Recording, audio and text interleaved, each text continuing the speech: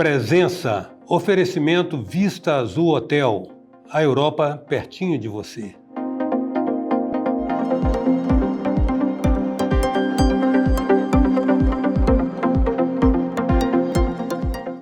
A presença hoje é a de um especialista sobre um tema que no primeiro momento parece impactar apenas a vida dos empreendedores e empresários, mas você verá no curso dessa conversa com esse especialista que na verdade vai rebater na vida de todo mundo e certamente vai se traduzir naquilo que a gente se acostumou a conviver, mas nem por isso aceita. Inflação e é tudo aquilo que é repassado do preço final do produto, porque dá devido aos custos que são onerados na tramitação, no todo o deslocamento desse produto, da sua origem até o consumo. Eu vou conversar com um especialista e reconhecido como um dos grandes nomes do direito tributário aqui do Espírito Santo, que é o advogado Ricardo Dalla. Ricardo, então nós vamos falar sobre a reforma tributária, que é a sua praia, você está nadando nisso aí uns 3 ou 4 anos, né? E nós temos uma reforma tributária em curso, que parece que já definida, que começa a vigorar em 2027, e o imbróglio que vem por aí não parece pequeno. A bendita reforma parece que para nós, leigos, chega mais para complicar do que para simplificar. Será que a gente está errado na avaliação da gente? Não, em primeiro lugar, quero agradecer o convite de estar aqui no seu programa maravilhoso. Eu que agradeço. Uma honra muito grande estar aqui diante desse público também, não é? E trocar essas ideias aqui sobre questões tributárias, que são questões que batem no bolso de todos nós, né? Inclusive, recentemente eu escutei assim, o empresário fica reclamando, a pessoa física reclama que paga imposto, mas quem paga imposto é o consumidor. Mas tem uma série de responsabilidades até o consumidor consumir o produto, que é de responsabilidade do empresário e das pessoas físicas também que são envolvidas nesse comércio, nesses negócios. Não é? Porque a pessoa física também paga ICMS, diretamente, não é quando consome um produto. Não é? Então, esse tema, reforma tributária, eu, desde quando entrei na faculdade, há mais de 45 anos atrás, eu já escutava falar que tinha que ter uma reforma tributária. E era muito difícil de fazer essa reforma, porque o Estado queria uma reforma tributária que fosse arrecadatória, não é? O cidadão queria outra que fosse menos carga de dinheiro para pagar para o poder público, e os empresários queriam outra reforma tributária, que seria uma reforma simplificada do sistema. O custo contábil, o custo administrativo para tomar conta da arrecadação tributária, esse custo é imposto às empresas, para que no dia certo o DARF seja o retrato da apuração da carga tributária para ser pago naquele dia. Não é? Esse custo tributário, é bem verdade que em determinados tipos de empresas, eles entram como custos e diminui a base de cálculo para pagar menos imposto. Na tributação. Mas nem todas as empresas são assim. E o Brasil é campeão em permitir tipos diferentes de empresas. Nós temos mais de 20 tipos possíveis de empresas no Brasil. E cada uma delas tem a sua regulamentação própria. É um engessamento muito grande da atividade industrial, comercial, de prestação de serviço, tudo da tributação. Se você pudesse espremer a tributação como espreme uma laranja, por exemplo, o caldo que escorre, né? Então, assim, de tudo da tributação, vamos usar essa metáfora, que você pode mensurar, é assim, entrou dinheiro, paga imposto. Saiu dinheiro, paga imposto. Entrou patrimônio, paga imposto. Saiu patrimônio, paga imposto. Esse é o sumo da tributação. Tudo é fato gerador, né? Tudo é fato gerador. Tudo é fato gerador. Agora, o que acontece é o seguinte, você ressaltou um aspecto aí, parece que o que está mais, nem latente, expresso nessa transformação é a voracidade fiscal é a voracidade do Estado, a voracidade arrecadatória que está inventando, na verdade, novos artifícios de receita. Essa reforma tributária ela veio pela Lei Complementar 214, que foi aprovada agora este ano. Ela é uma É um novo Código Tributário, início de conversa, isso é um novo Código Tributário Nacional. Nós já temos um Código Tributário Nacional com 214 artigos, que os efeitos, ele é um Código Tributário maravilhoso, criado em 1966, por intelectuais do direito. Então, assim, esse Código Tributário está em vigor até hoje e nenhum artigo, o professor Ives Gandra, que levantou essa questão, nunca teve um artigo declarado inconstitucional. São 214 artigos, incisos e parágrafos. Nunca teve um artigo declarado inconstitucional. Porém, as interpretações do que vem a ser comércio, prestação de serviço e industrialização, o Supremo Tribunal Federal vem dando nova roupagem diferente daquela criada em 1966. Vai havendo uma relativização dos conceitos jurídicos. Uma flexibilização, né? Que não deveria existir para uma maior arrecadação tributária. Então, aí agora surge uma nova lei, porque o código que existe aí, o Código Tributário, é uma lei complementar. E agora surge uma nova lei complementar com 548 artigos. Então nós vamos ter simultaneamente 2 códigos tributários nacionais em vigor, produzindo efeitos, assim,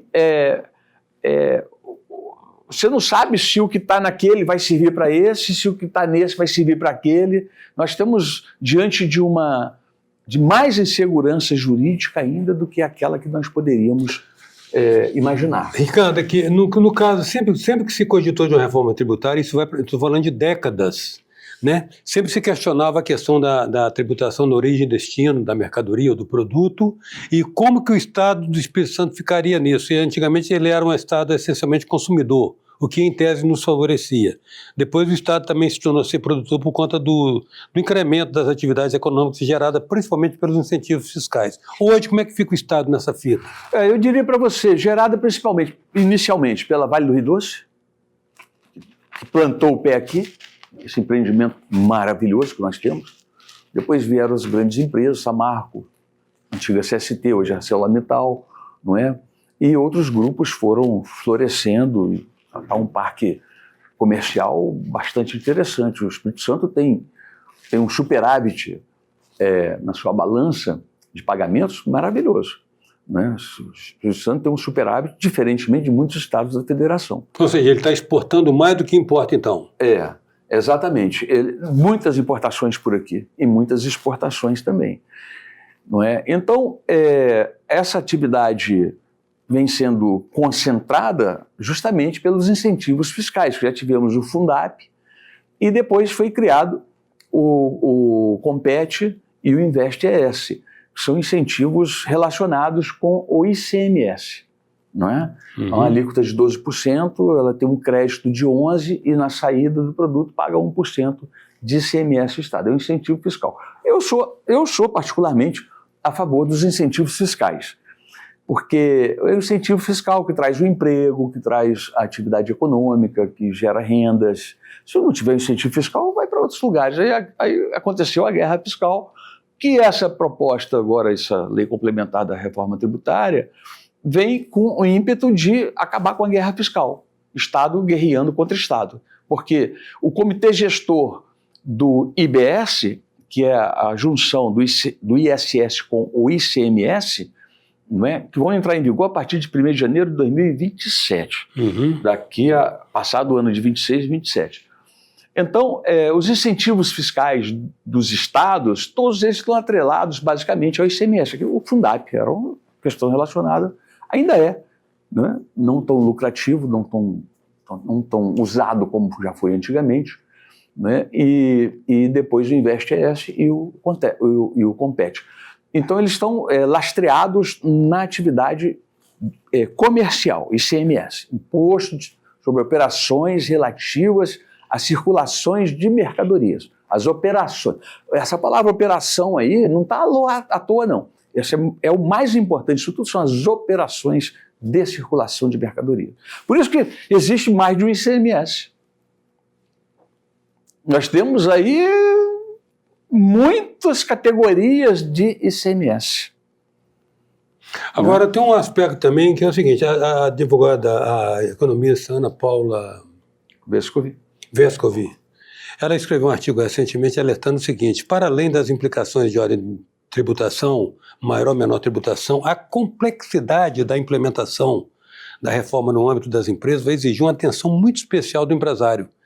Antigamente, a dúvida era se havia uma interpretação adequada da lei e que poderia ensejar sanções do governo. Hoje a discussão é que se não tiver um sistema tecnológico refinado, está sujeito a incorrer também em omissões que vão gerar as mesmas sanções.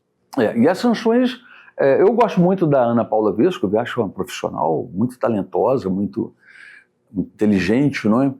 E uma capixaba, né? A gente tem que honrar o povo capixaba. Então, essa observação dela está corretíssima. Está corretíssima, porque hoje nós nesse sistema tributário desde 1966 para cá, nós temos um crescimento das obrigações instrumentais dos impostos e das contribuições. Ou seja, a obrigação principal é pagar. Pagar imposto de renda, pagar ICMS, pagar o IPTU, pagar o IPVA. Essa é a obrigação principal. E as obrigações acessórias são a burocracia do tributo, de como se apura, prestar informações para o fisco, se a mercadoria foi vendida, depois foi devolvida, você tem que registrar em livros apropriados, você tem que manter livro de estoque, livro de saída de mercadoria, livro de entrada. Você tem um curso administrativo disso, livro de apuração do ICMS. É pesado isso para o empresário. E aí, eu me sinto assim, frustrado com essa reforma, sinceramente, porque eu imaginava uma simplificação do sistema. Como todo mundo. Como todo mundo imaginava. Todo mundo. Uma simplificação, assim, absoluta. É impossível conviver com essas regrinhas. Eu fico imaginando assim, isso deve ter alguém deve ficar... Deve ter assim, um prédio com 10 andares, com 400 pessoas em cada andar, produzindo tanta norma jurídica. Eu nem sei se vem da Secretaria da Fazenda apenas, nem sei se vem apenas da Receita Federal, dos técnicos da Receita, dos auditores, porque a avalanche de normas amarrando, com a burocracia amarrando o contribuinte não, o pagador de imposto, porque ninguém contribui espontaneamente. Por isso que chama imposto. Contribuinte pressupõe um ato voluntário, né? Pressupõe um ato voluntário. Então vamos chamar assim, o pagador de imposto, porque ele é imposto. O compulsório pagador de imposto. Ele é imposto. É imposto a você, é imposto a mim. O nome já diz. Né? Já diz tudo, é imposto. Então contribui. Se eu contribuir... Você tem o direito de pagar ou pagar. Então assim, o pagador de imposto, todos nós somos pagadores de imposto. A presença hoje é do advogado tributarista Ricardo Dalla. A gente volta já. Venha viver momentos inesquecíveis no Hotel Vista Azul, nas Montanhas Capixabas. Resort com piscina interna e externa, quadras de tênis, jacuzzi, suítes amplas e confortáveis, lounge com lareira e um mirante com vista para a Pedra Azul. Hotel Vista Azul, a Europa, pertinho de você. Voltamos com a presença, um oferecimento do Vista Azul Hotel. Voltamos com a presença do advogado tributarista Ricardo Dalla. A gente está conversando a respeito do advento iminente da reforma tributária que foi concebida na expectativa de melhorar a vida do contribuinte brasileiro, mas parece que vai complicar. E é o que o Ricardo está nos explicando ao longo dessa conversa. Ricardo, veja bem, vou explicar um pouco essa nova disposição de IBS, CBS, porque nós temos agora o ICMS e o ISS agrupados num determinado imposto, nós temos as contribuições sociais agrupadas em outro imposto, e temos ainda os impostos que permanecem, né? Que não foram afetados, IPTU, ITBI também, Imposto Soberano, isso permanece. Permanece, isso e muito mais.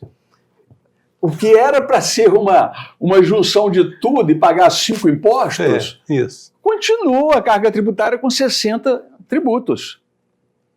Porque tem as contribuições, só de contribuições sociais no Brasil, eu acredito que a gente tem assim umas 18, 20, 25 contribuições sociais.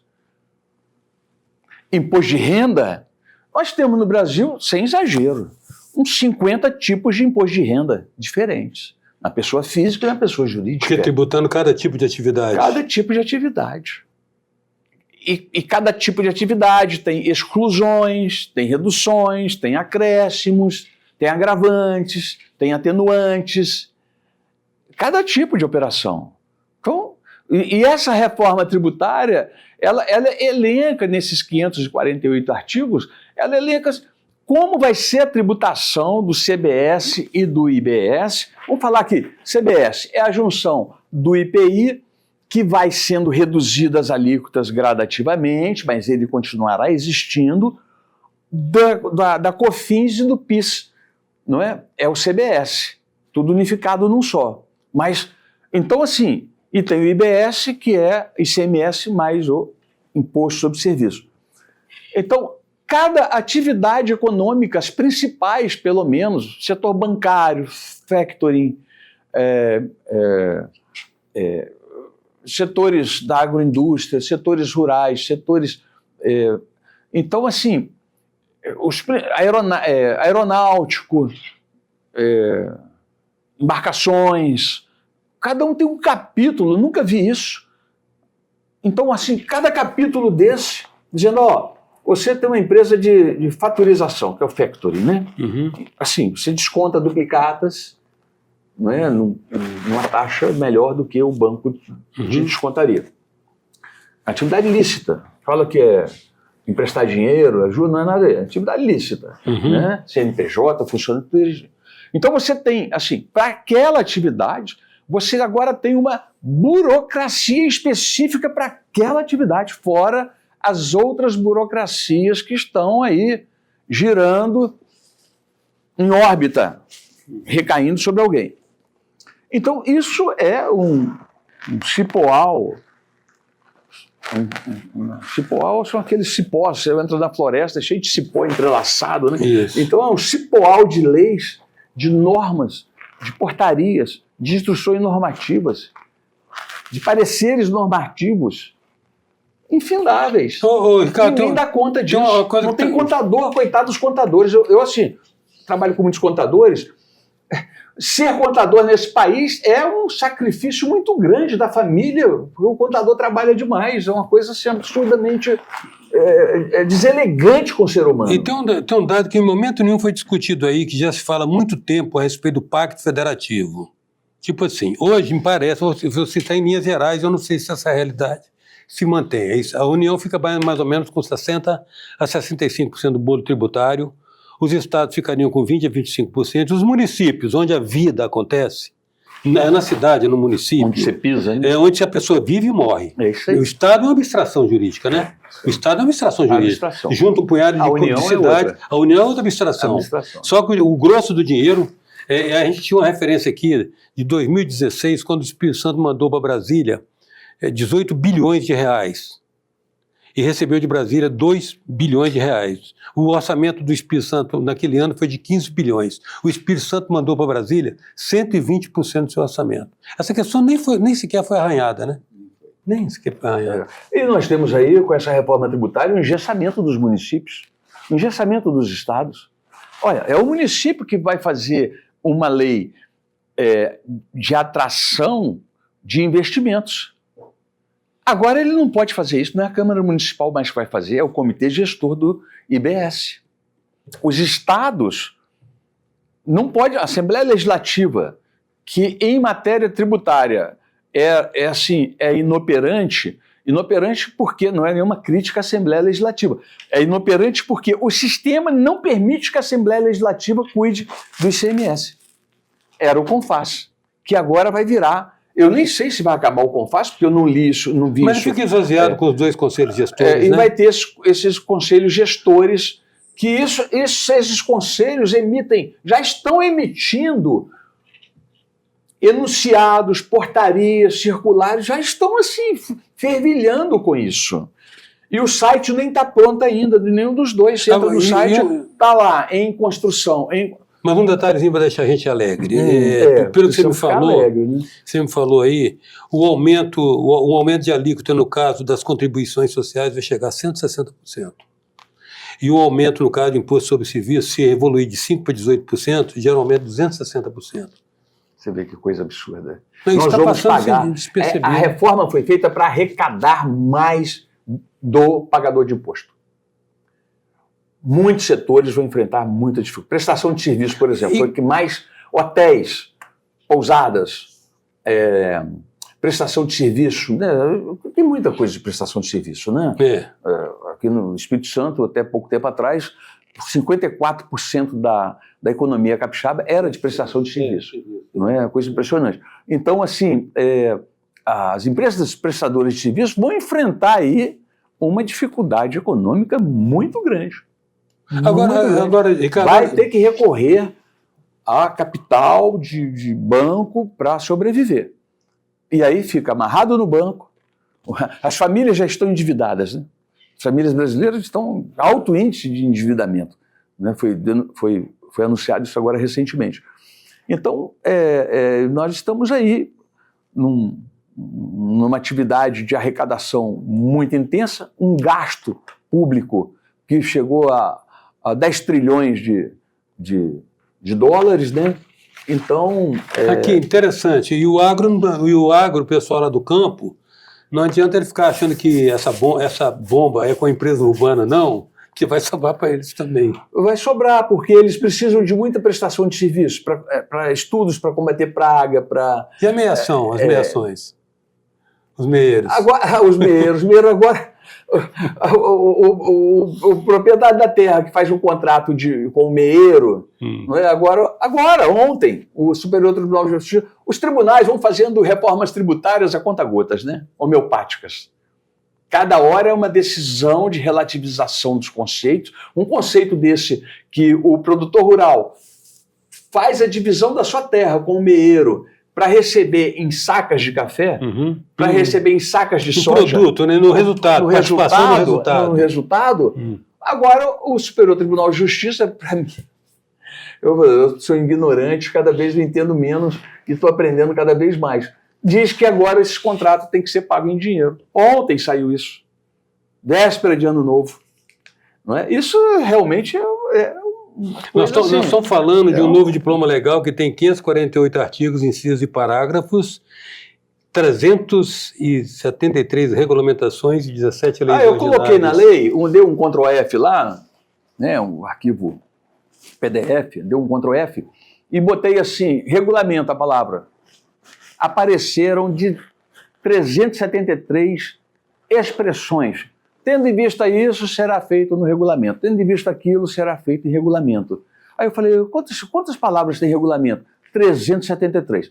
E, para minha surpresa, fala assim, esse assunto caberá à lei ordinária federal, tá? Porque tem lei ordinária municipal, estadual, lei ordinária, tratará sabe quantas referências tem a leis ordinárias que serão criadas?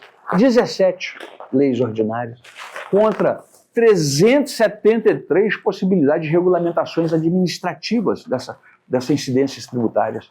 Deixa eu te fazer uma pergunta. Antes o pesadelo que se pronuncia com o advento dessa reforma, como é que você vê a passividade da sociedade empreendedora, as instâncias empresariais do país que representam quem efetivamente roda a economia, quem efetivamente gera valor? Ninguém está falando nada. O que está acontecendo? Ninguém fala nada, especialmente... Vou falar francamente. A conta ainda não chegou, você quer dizer? Não, especialmente depois dessa questão da trama do golpe, que ninguém pode falar nada. A sociedade está amordaçada. Criticar o governo não é o empresário. O empresário, talvez a associação de classe dele, a Federação do Comércio, a Federação da Indústria, está aí para levantar essa voz. Então, diversas confederações que existem, mas assim, a reforma passou batida. Os parlamentares não sabem o que foi aprovado na reforma tributária. Pode estar estudando agora, tentando entender agora o que foi aprovado. Não deu tempo. Foi um projeto enviado assim e rapidamente foi aprovado. Mas essa conta vai chegar. A conta vai chegar, já está chegando, que já tem aí o adicional do imposto de renda na distribuição do lucro. 10% até 600 mil por ano. Isso significa até 50 mil reais por ano, quem receber distribuição de lucro da sua empresa não paga imposto. Acima de 600 mil vai pagar 10% a mais, já paga 27,5%, né? Então vai pagar mais 10%. Né? Então, do que exceder 600 mil, né? Então, que o Supremo vai julgar inconstitucional isso. O Supremo tem diversas decisões julgando inconstitucional adicionais de impostos. Então, essa pergunta sua foi muito pertinente e muito oportuna para esse momento nosso. Viu? Ricardo, quero agradecer a sua presença, os seus esclarecimentos e principalmente sua sinceridade. Então, não toque para a comunidade diretamente interessada, pelo menos se mexer. Grato pela sua presença. Eu que agradeço muito essa participação aqui, desejando a toda a sua equipe maravilhosa aqui um ano de 2026 esplendoroso, maravilhoso, produtivo, não é? E nós temos que pensar como enfrentar essas situações. São muitas.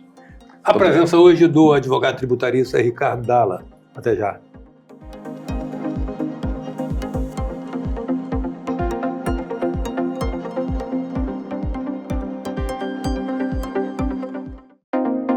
Presença, oferecimento Vista Azul Hotel, a Europa pertinho de você.